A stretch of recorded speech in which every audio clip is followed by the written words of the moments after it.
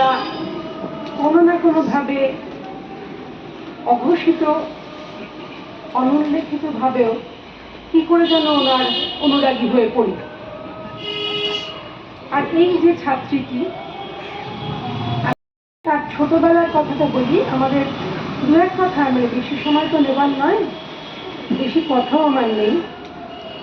একটি ছোট্ট মেয়ে দৌড়ে দৌড়ে সংস্কৃত কলেজ থেকে আসতো বাংলা পাসের ক্লাস করতে।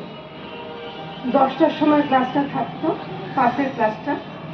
কেউ আসার আগে আমরা কয়েকজন টিচার এবং ও এসে বসবে, অফুরন্ত তার প্রশ্ন, এবং হয়ে গেলেই যেই ক্লাসটা হয়ে যেত পরের দিন সেটা লিখে টিখে নিয়ে এসে দেখানো।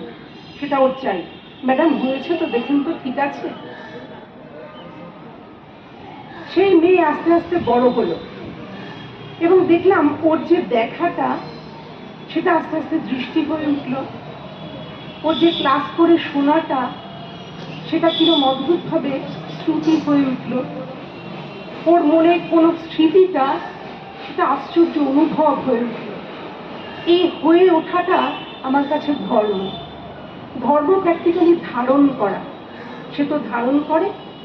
এবং আমরা যারা ধর্ম করি বেশিরভাগ সময় দেখি যে আমাদের ওই ধারণ পাত্রটি হয় ফেটে গেছে, তা আর কিছু ধারণ করতে পারছে না, অথবা তো উপচে গেছে।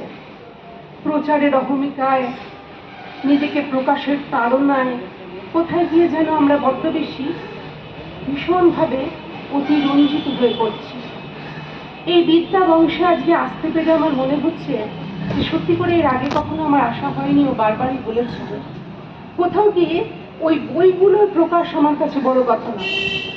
ওই বইগুলোর মধ্য থেকে কোন প্রাচীন, কোন সুদূর, কোনো না ধরা ভাষাবংশকে খুঁজে বার করাও এই মুহূর্তে আমার কাছে বড় কথা নয়।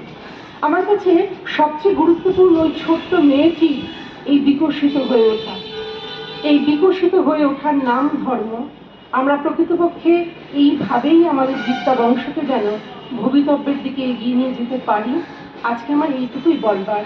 এর বেশি আর কোনো কথাই আমার এই মুহূর্তে মনেও হচ্ছে না। মনে হচ্ছে বাকি সব কথাই হয়তো বেশি কথা বলা হয়ে যাবে।